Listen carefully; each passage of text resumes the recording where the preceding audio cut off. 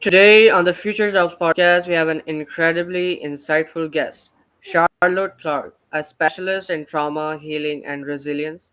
Charlotte helps people navigate difficult experiences, build emotional strength, and transform challenges into personal growth. In today's conversation, we will uncover the mindset and emotional skills that young professionals, um, you know, and students can use to face challenges, grow mindset, and thrive in their careers, especially in our fast changing AI driven world. Charlotte, welcome to the show. Thank you. It's a pleasure to be here. It's a pleasure to be here with you, Charlotte, and record this podcast with you. This is something which most of us really want, and especially the younger generation. This episode is basically for the young people, mostly, although you all can watch it. It is mostly for the young people, the the young generation who is actually struggling with their jobs, with their careers, so that they can do better. So Charlotte, first of all, we want to hear your story about healing from trauma. So could you tell us about that?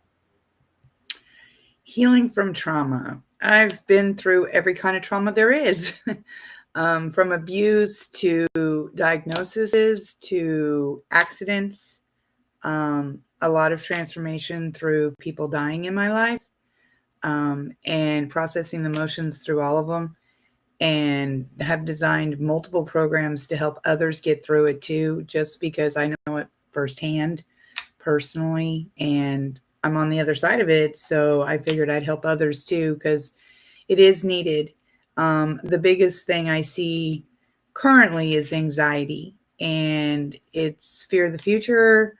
But with anxiety comes depression as well. And that's kind of like replaying the past and you get down. But I've structured things to where you can live in the present and feel your feelings in the now, but not get stuck in the feelings, but move forward through them to be on the other side of the whatever's going on in the anxiety or depression or triggers.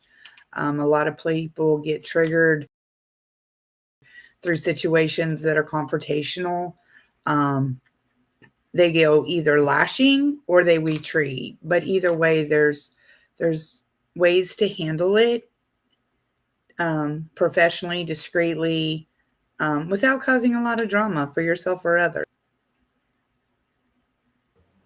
um okay, Charlotte, whenever we um whenever we experience something bad in our life, we look for people to support us, to be with us or something like that. So when you were struggling, when you were suffering from all those challenges, so who were standing at that time with you?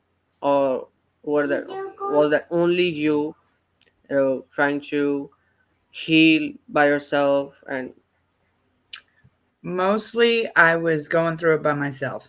Different people say they would be there and then weren't, um, or very minimal, because they didn't understand.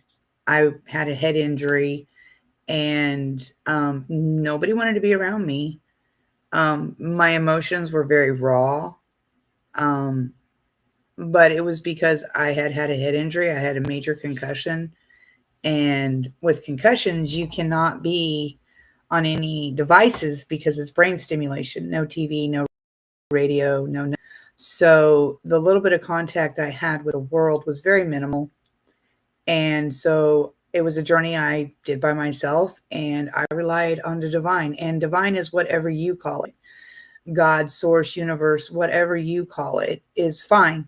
For me, I use the word divine, and I really found my strength within relying and just sitting with the divine, because I was sitting in the dark, because of I couldn't have any lights on or any socials of any kind. Even text messaging was a challenge. So, and that's how everybody wants to communicate. But when you have a head injury and you cannot be on anything to stimulate your mind, it makes it very challenging in this day. But I made it through, and now I'm back to, I don't know, 200% and helping others get through too. That's really wonderful. Um, so, Charlotte, how can understanding and healing past emotional challenges help someone stay motivated while learning new AI skills or preparing for future careers? There's certain things that you can implicate on a daily basis to help keep you focused, centered within self. Um, Part of that is your self care regimen. Like, do you take time out to express how you're feeling in the day? I mean, say you have a rough day. You can, at the end of the day, one, go outside and scream at somebody or, the world. But that's not doable when different people live in big cities and things like that. So, what you can do is, you can journal like how you feel about everything. And I would have two separate notebooks if you're going to do a journaling, because yes, you can express what you want to get rid of, what you're feeling to process it. But then you want another notebook to say, you know, thank you on the thank yous of like getting through things that have been difficult, because those notebooks hold the energy of what you're writing. So that's why I say two different ones. One that's like, I'm grateful that I got to breathe today and I got through another day without, with everything being okay, in a sense, like I was able to eat on time and get to all my appointments on time and do all that. But when you're having a rough day, you grab the negative notebook and be like, I am upset because, and you can use journal words to start with. And as you free flow write, more of that will come out to what's really deep inside of you. You can say, I'm angry because somebody cut me off, or I wasn't heard in the boardroom, or you know what I'm saying? It's just, you have to keep them separate because they both hold energy. And of course, the negative one, if you want to burn it, go for it, because then you're just releasing even more of it. But do it in a Exactly, safe space. Safety first. exactly. So, Charlotte, you were telling me that you've had a young person, two nights before, um, Mhm. and he was 21 years old and he was struggling in his job. So, could you share some um, other stories like that with the young people with you know who are struggling in their jobs and their careers, and what was initially the thing you told them and they were healed from that? For one, I hold space for where they are with no judgment, because that's the big thing. Because people will not open up to anybody, stranger or family member, because they don't feel safe to open up. There's a judgment, there's whatever. So they don't feel safe. I have created safe spaces to say, hey, if you need to cry, I'm here for it. Just cry. We're not going to talk. You just cry your eyes out, and I'm here for it. And when you're done crying, then we can put words to it. Because honestly, when somebody's trying to talk and cry at the same time, the person receiving the information can't hear 100% because it's a lot of and then trying to talk. And it's like, you know what? Let's just feel the feelings for all that they are, and cry it out. And when you feel your cry is done, because I'm going to hold space for you, I don't care what you say. Those are your feelings. Your feelings are valid. They are yours. Nobody can tell you that you can or cannot have them. They are yours. So once you express them, and even if it's through tears, when the tears are done, then the conversation could be had, and then I go through a few questionings of, do you feel better now? And it's usually yes.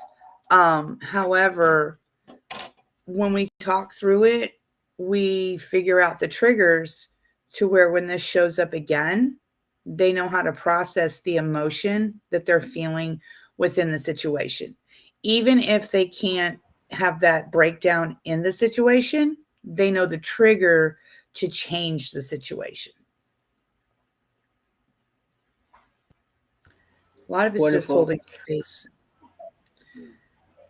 Nobody's hurt anymore. That's why there's so much yelling and fussing and things like that. It's because nobody feels hurt anymore. They feel that they're on deaf ears and they're left to walk this journey alone, this life journey.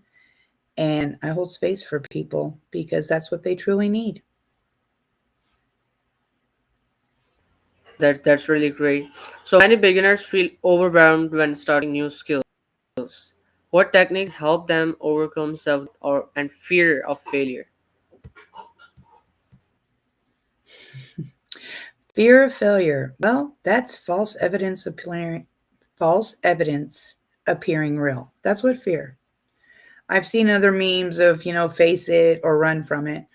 But honestly, it's just a lot of people have fed into you at some point in your life to say you can or can't do.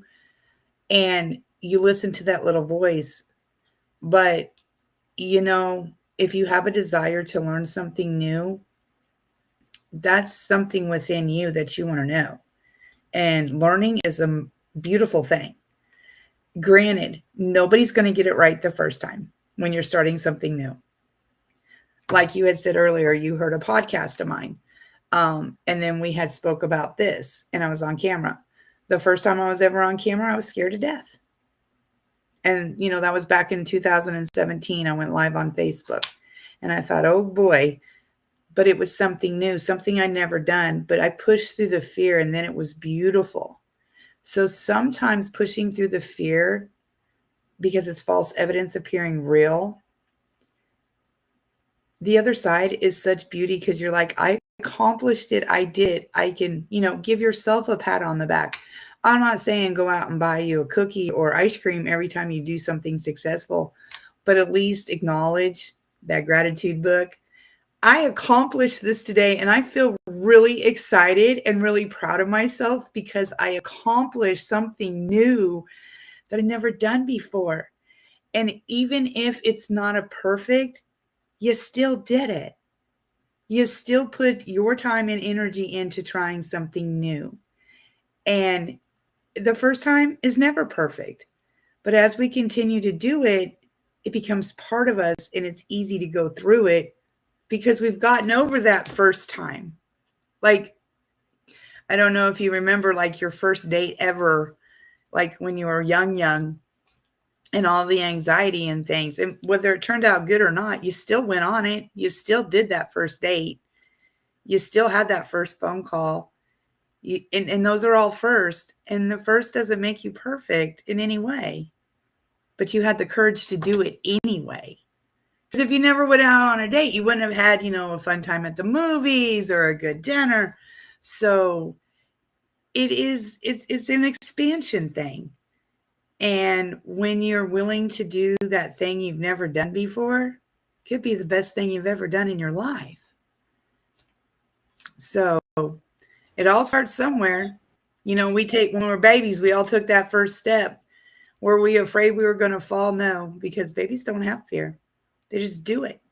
And they fall on their bums multiple times before they accomplish walking. So it's like walking. The first step is always the hardest. But once you master the steps, look at you. Everybody's walking now. We all grown. Exactly. Um, that's really wonderful. How can young professionals turn setbacks or rejections in their careers or projects into learning opportunities instead of discouragement? Nothing's ever a failure if you learn from it. And I've seen a lot of people being in one type of career and then mid-course just not being happy in it, not thriving in it, not expanding like they thought. It becomes a dread, it becomes heavy. And yeah, you need the money. But while you're still doing, because we all got bills, and while you're doing the dread job, um, we can, expand and learn into other things, whether it's going back to school part time or change your course study midstream. I mean, you still get the credits for what you've done. And most colleges plug into what you've done into something else, even if you've changed your course study. Everything we do is a learning experience in one way or another. Even if it's not for the now time, we still learned it. Um, I remember when I got on TikTok, I asked my son for help. My daughter's like, Mom's so techie, she needs to learn how to do TikTok for real, for real. And it was a new platform I didn't know. And he showed me one time, and I'm a quick learner, and I know several others are. Some takes more time, but now my son texts me or calls me. It's like, Mom, how do you do this on TikTok or that on TikTok? And I'm like, yeah, I'll show you. Not a problem. So it ended up being a collaboration between us because where I started and I didn't know, I've grown to understand the platform. And now my son is reaching out to me. So it doesn't matter what age, you can always learn something. And even if it's a new programming or platform, it takes a minute to learn, but it's not like you can't do it. You just focus your time in on figuring it out. And sometimes people come along the way to help you figure it out, and sometimes people don't. Exactly. And it takes a very small amount of time, probably minutes, when we have a passion for something and we want to learn it, have a courage for it. So it takes very few, minutes to learn it.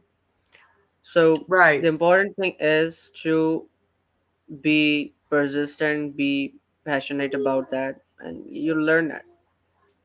Or be open to learning a new way of doing things just because, say, with Facebook, their platform, YouTube's platform, TikTok's platform, and there's multitude of others as well. They all have their own way of doing things.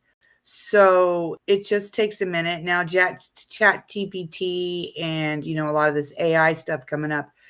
It it just takes a minute to figure it out. You just have to be patient in figuring it out, no matter what age Exactly. you are, young or old. No matter what age you are, exactly, that is really true. And after AI, the thing stuff is, way more easy. So in your experience, how important is emotional intelligence for young people entering tech or AI driven industries? Um, a lot of self care, a lot of self care, because I know a lot of people do that work at home and they never leave the comfort of their home. And then when they do to go to the grocery store, there's all kinds of social anxieties, because seeing people in person, which that will always be, even if you have your groceries delivered and you do everything from home, you have to be able to keep your emotional and mental in check in a sense of loving yourself fully. Because I know there's some people that never leave their house. They have a home gym, they, have the groceries delivered, they work at home, so they become hermits. So when they step out into society, they have that social anxiety, and that's interacting with others face to face. Um, my suggestion to them is at least take yourself out of the house, minimal, once a week. Whether you take yourself on a date to go eat dinner in a restaurant or you decide to go watch a movie, just take yourself out on a date at least once a week to have that social interaction. Because, yes, everything's very AI, everything's like stay at home. And when you become a hermit, you lose part of you. And um, because everybody needs physical touch, So when they don't get it, they become very isolated, and the emotions are very hard to process because human touch and it's a hug. And there's been studies say that people to get 4 to 8 hugs a day are thriving and excited and have a lust of life.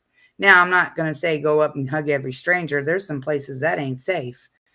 However, the physical interaction, a handshake, a hi, hi, um, and then being able to possibly see a friend to get a hug from. Um, Not everybody lives near family either. So that's, everybody's in a different situation. And I know for college kids, being away from home, away from parentals, yes, they're with a lot of friends in some situations. Some are there for an education and education only, but you still have to get out. And even if you don't go with friends, take yourself out because you're just as important as everybody else. And so taking yourself on a date, just out to eat somewhere, you still have interactions with people of, smiles or the waitress or waiter, whoever's working with you in your meal.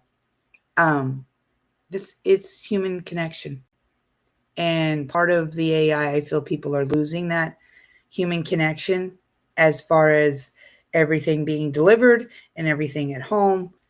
And I know we do connections through socials, but it's not the same as when you actually go to the grocery store or you actually take yourself out to eat.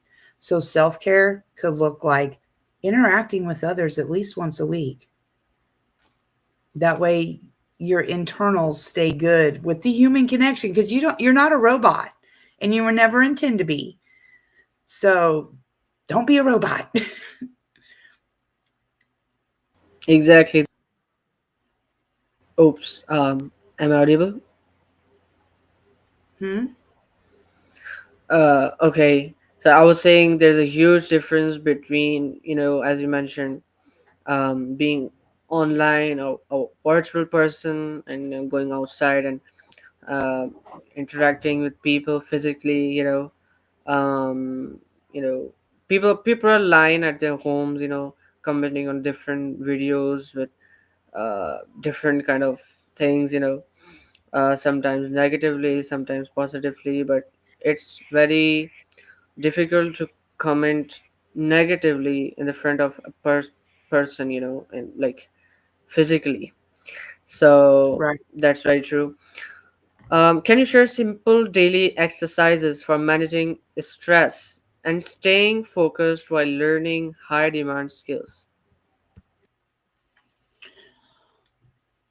Okay. How to stay daily activities, how to stay basically stress free. Um, there's multiple things you can do.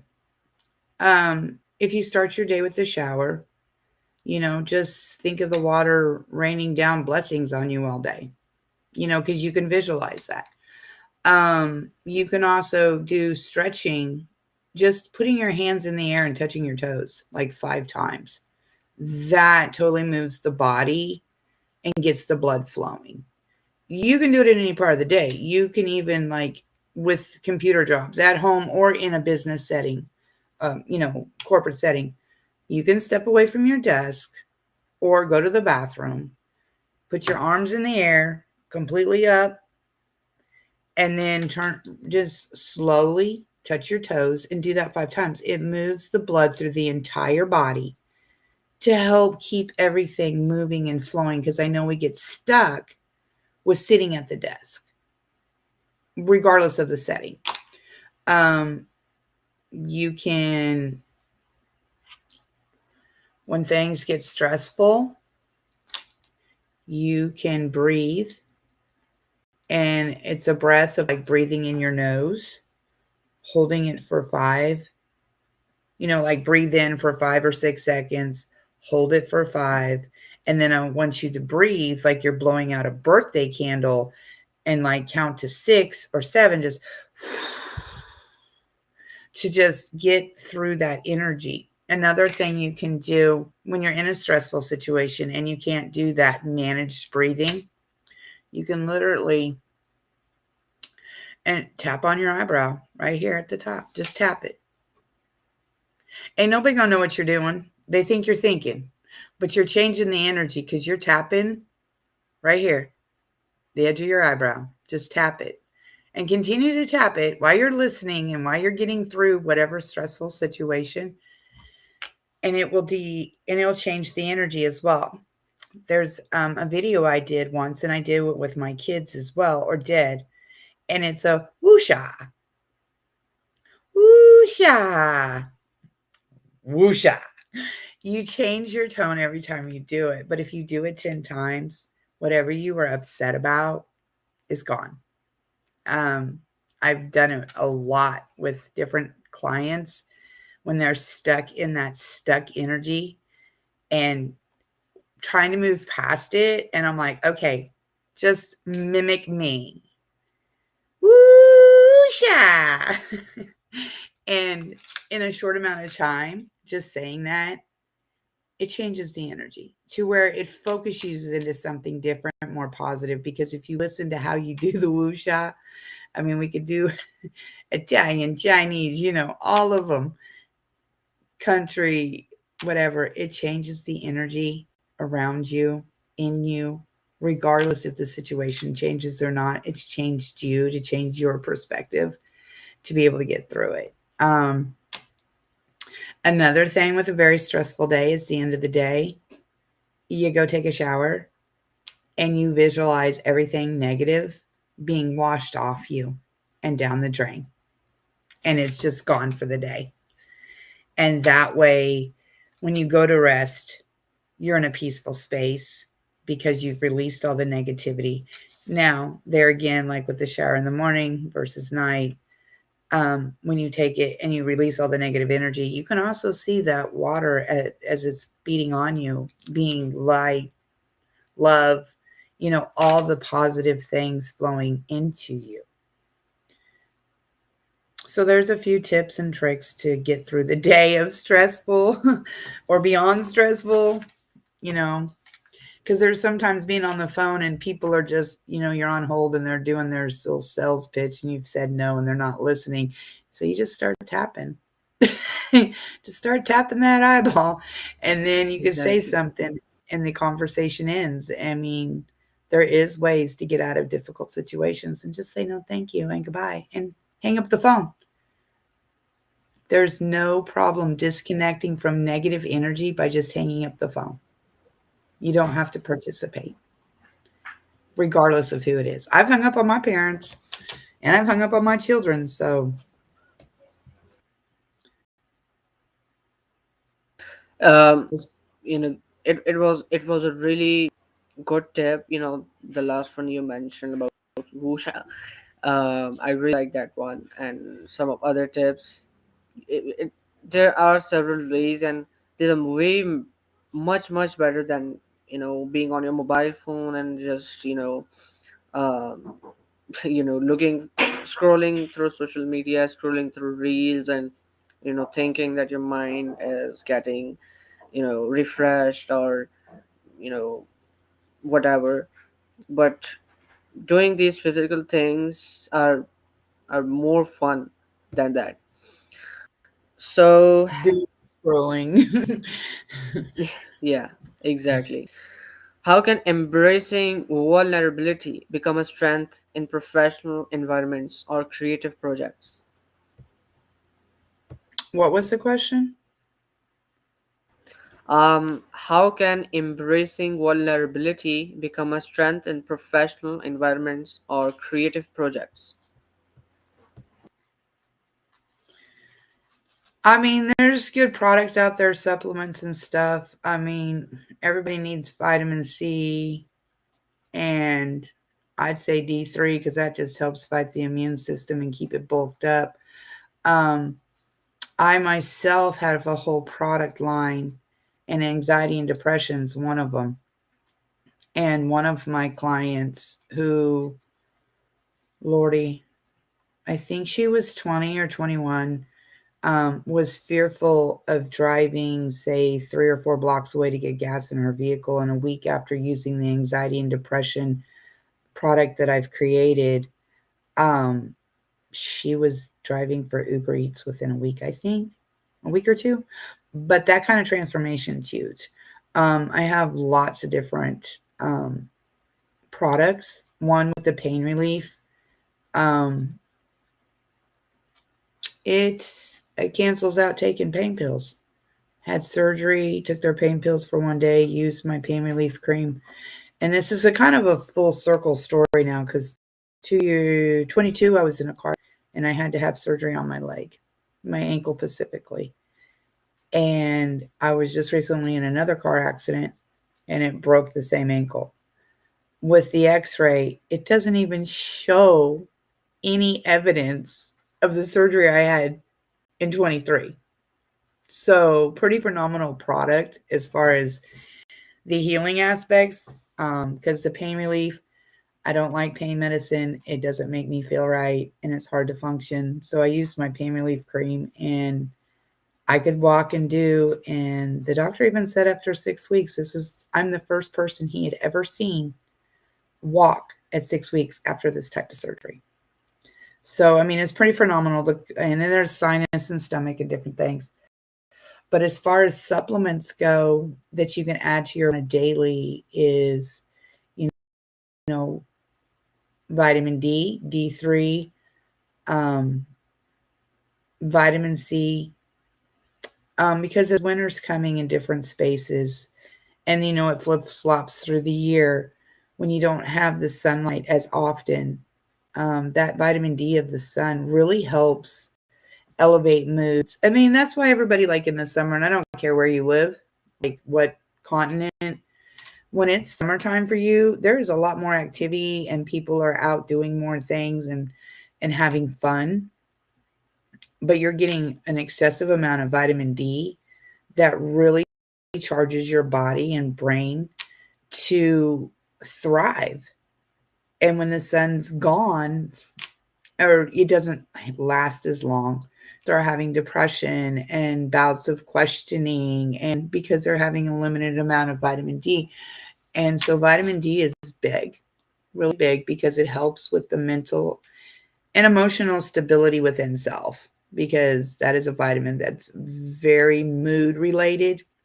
So mood elevation, vitamin D. Increased energy, vitamin B.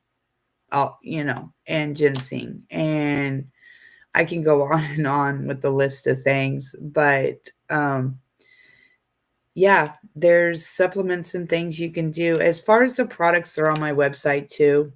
I only use it. It can ship internationally. Let's put it that way. There's some places I can't ship to, but that's because of the laws of that. With international shipping, they do all that stuff. I just ship it. They say if I can or can't. Exactly. Um, Charlotte, it was fun talking to you, and it was a really great conversation about trauma. And you know, I dedicate this conversation for young people, especially because this is the age for them to grow. This is the age for them to start their own careers. But if they're struggling, if they're going through from anything at this age, then it's really a moment for them to think about that and to get healed Right. from them. You can contact Charlotte if you want any kind of assistance regarding that, and you can visit her website, you know right below Charlotte's name, www.thcclc.com. And Charlotte, finally, Charlotte, if you could give one piece of advice to young people starting new skills or careers today, combining emotional strength, practical action, what would it be? One nugget: the only thing standing between you and the life you desire is one decision. You've got to make the decision of how you want your life to look. And even if it looks one way today and it changes in a year, that's okay. We're all on a journey of learning how to get through day to day life, our careers, our focuses. relationships. It's one decision at a time. And don't be afraid to take a chance on yourself because you matter. Exactly, exactly. Things always come in our lives, and then suddenly goes. But the thing only matter is you, is yourself. Once again, thank you so much, Charlotte, for taking time joining me today. I'm really grateful to you for this amazing, wonderful conversation. And thank you for everyone watching this conversation. I hope you like it. I hope you have, you know, got something from this conversation, as I always try to convey a message. Um so thank you so much. Inshallah, meet you soon with another amazing podcast with another amazing guest. And don't forget to, you know, tell me what kind of guests do you want to see on my podcast, and whether you like this conversation, hit the like button and press subscribe.